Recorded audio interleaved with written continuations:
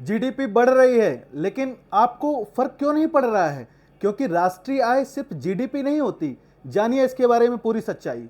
नमस्कार, मेरा नाम है शैलेंद्र मिश्रा और गौतम आईएएस एकेडमी के यूट्यूब प्लेटफॉर्म पर आपका स्वागत है। तो आज हम राष्ट्रीय आय की विभिन्न अवधारणाएं, ये टॉपिक डिस्कस करेंगे। Different concepts of national income. तो सबसे पहले एक छोटा सा इंट्रोडक्शन होना चाहिए कि राष्ट्रीय आय क्या होता है।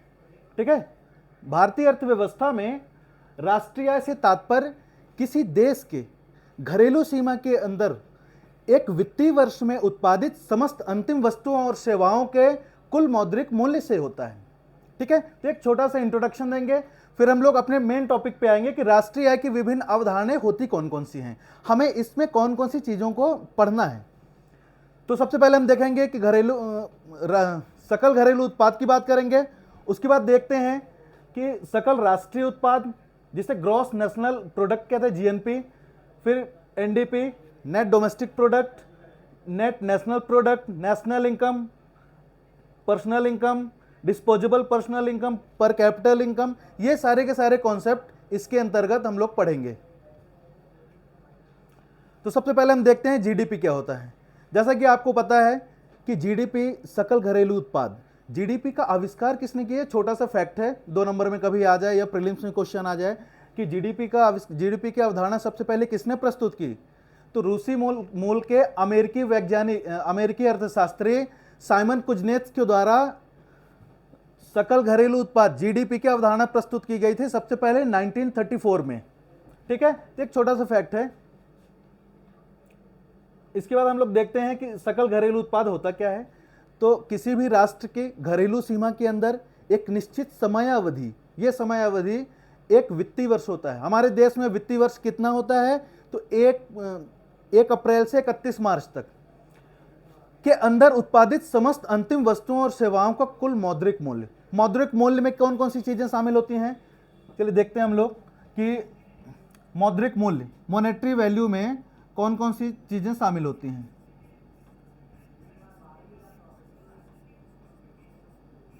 मौद्रिक मूल्य में 2 चीजें होती हैं, एक होता है फैक्टर कॉस्ट और दूसरा होता है मार्केट प्राइस, या उसको हिंदी में कहते हैं कारक लागत,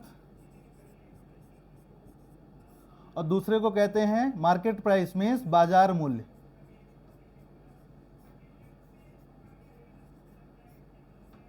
ठीक है, 2015 के बाद से बीएन श्री कृष्णा समिति की सिफारिश पर नेशनल इनकम, जीडीपी, इनके कैलकुलेशन के लिए एक न्यू सीरीज लॉन्च की गई और 2015 के बाद से कैलकुलेशन मेथड में कुछ चेंजेस लाए गए, जिसके तहत अब बाजार मूल्य, मार्केट प्राइस के आधार पर ही जीडीपी का कैलकुलेशन होता है।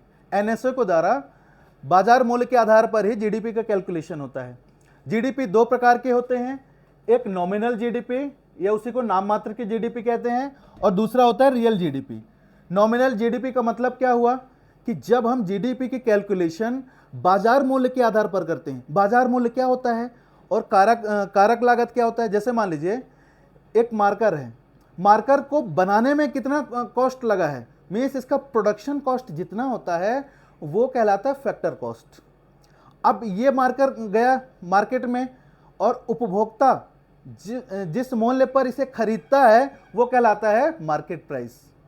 ठीक है, तो हमेशा फैक्टर कॉस्ट से मार्केट प्राइस ज़्यादा होता है। तो 2015 के बाद से इंडियन जीडीपी हमेशा से कम दिखती थी, 1.9 1.8 ट्रिलियन की इकोनॉमी होती थी। लेकिन देखिए 2015 के बाद से अचानक से देखिए जीडीपी में परिवर्तन हुआ, वर्तमान में लगभग 4 ट्रिलियन की इकोनॉमी बन गई है। 2015 से लेकर 2025, अगले इन 10 वर्षों में देश की जीडीपी में देखिए डबल की ग्रोथ हुई। क्या ऐसे अचानक से परिवर्तन हुआ? तो आपको बता दें कि जीडीपी की कैलकुलेशन मेथड को चेंज किया गया है। समझ रहे हैं?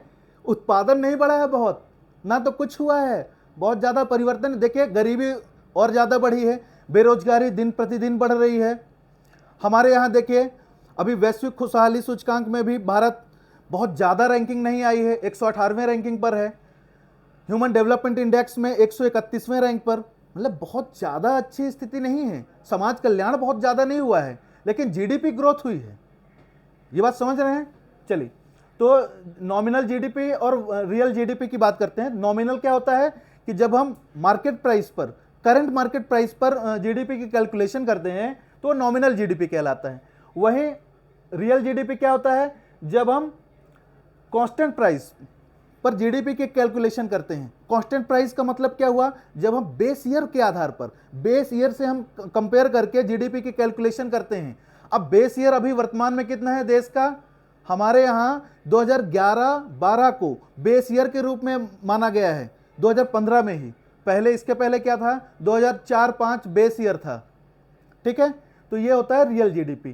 तो ध्यान रखिएगा, नॉमिनल जीडीपी हमेशा रियल जीडीपी से ज़्यादा होगा, क्योंकि 2015 से जब हमने बेस ईयर चेंज किया, उसके बाद से नॉमिनल जीडीपी की ही बात होती है। चलिए आगे चलते हैं हम लोग। अब देखिए, जीडीपी में एक और चीज होती है कि हमारे घरेलू सीमा के अंदर उत्पादित समस्त वस्तुओं और सेवाओं का अंतिम मौद्रिक मूल्य, उत्पादन चाहे भारतीयों के द्वारा हुआ हो या विदेशी साधनों के द्वारा।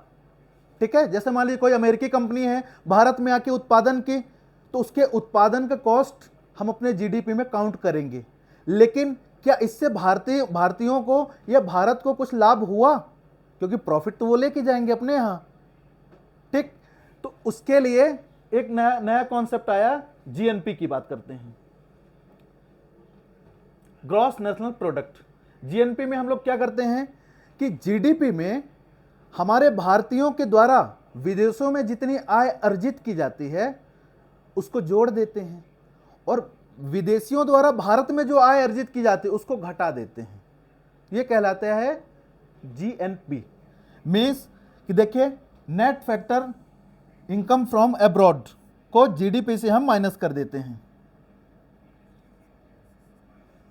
ठीक है, जीडीपी से विदेश से प्राप्त शुद्ध आय को माइनस कर देते हैं, तो वो जीएनपी कहलाता है। चलिए आगे बात करते हैं हम लोग, net domestic product, NDP. NDP क्या होता है कि जब जीडीपी में डेप्रिसिएशन को माइनस करते हैं तो कहलाता है एनडीपी। डेप्रिसिएशन मूल्यह्रास क्या होता है, जैसे कोई मशीन है, आप एक कार खरीदे, तो जब आप कार खरीदे तो वो 15 लाख की थी, एक साल बाद भी क्या वो 15 लाख की रहेगी? आपकी वो कार की वैल्यू क्या 15 लाख ही रहेगी? ठीक है, नहीं, उसकी वैल्यू कम हो जाएगी। पता चला कि वो 10 लाख की रह गई, तो उसकी वैल्यू में, एक्चुअल वैल्यू में डेप्रिसिएशन हुआ ना, मूल्य में कमी आई, तो वही कहलाता है डेप्रिसिएशन। ठीक है, जैसे कोई मोटर व्हीकल है, मशीनरी आइटम है, हाउस होल्ड है, तो उनकी वैल्यू में, एक्चुअल कॉस्ट में कमी आ जाती है, एक्चुअल वैल्यू में कमी आती है, वो कहलाता है डेप्रिसिएशन। तो जब हम जीडीपी में डेप्रिसिएशन को माइनस करते हैं तो एनडीपी कहलाता है। चलिए आगे चलते हैं। अब अगला हम लोग देखते हैं नेट नेशनल प्रोडक्ट। तो जब हम जीएनपी में डेप्रिसिएशन को माइनस करते हैं तो वो कहलाता है एनएनपी, नेट नेशनल प्रोडक्ट। इसे बाजार मूल्य पर लिया जाए तो इसे बाजार मूल्य पर एनएनपी कहते हैं। ठीक है, चलिए आगे चलते हैं। राष्ट्रीय नेशनल इनकम क्या कहलाती है? Net national income.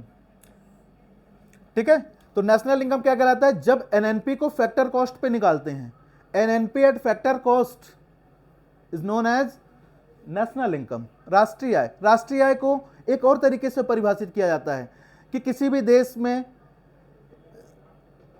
किसी भी देश की घरेलू सीमा के अंदर एक वित्तीय वर्ष में उत्पादित समस्त वस्तुओं और सेवाओं का कुल मौद्रिक मूल्य राष्ट्रीय आय कहलाता है।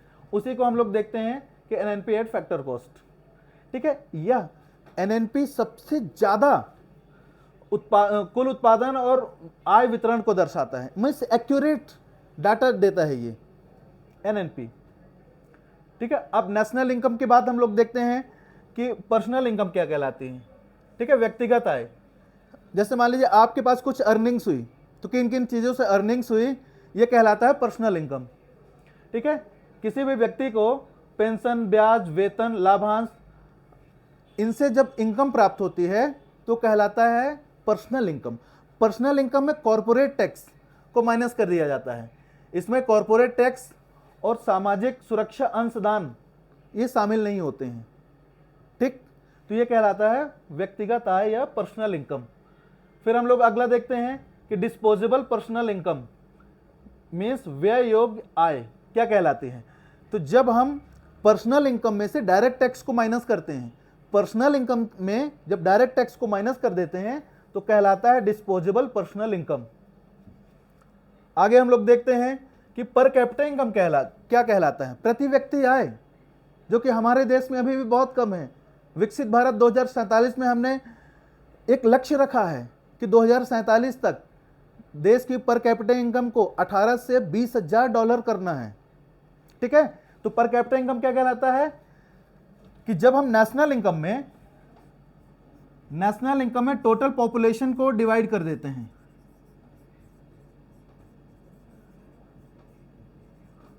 तो वो कहलाता है पीसीआई, पर कैपिटा इनकम। ठीक है, अच्छा, पर कैपिटा इनकम किसी देश के नागरिकों के औसत आय को दर्शाता है और जीवन स्तर का सबसे अच्छा संकेतक होता है। ये बताइए, Indian GDP is the 5th largest economy in the world on the basis of nominal. तो लेकिन हमारे यहाँ की पर कैपिटा इनकम कम है। इस हिसाब से आप देखिए, इसी वजह से हमारे यहाँ ह्यूमन डेवलपमेंट इंडेक्स में रैंकिंग भी बहुत कम है। चलिए आगे चलते हैं हम लोग। आपको ये भी बता दें कि हमारे एकेडमी में एमपीपीएससी मेंस की टेस्ट सीरीज स्टार्ट हुई है और इसका रिस्पांस बहुत ही अच्छा आ रहा है।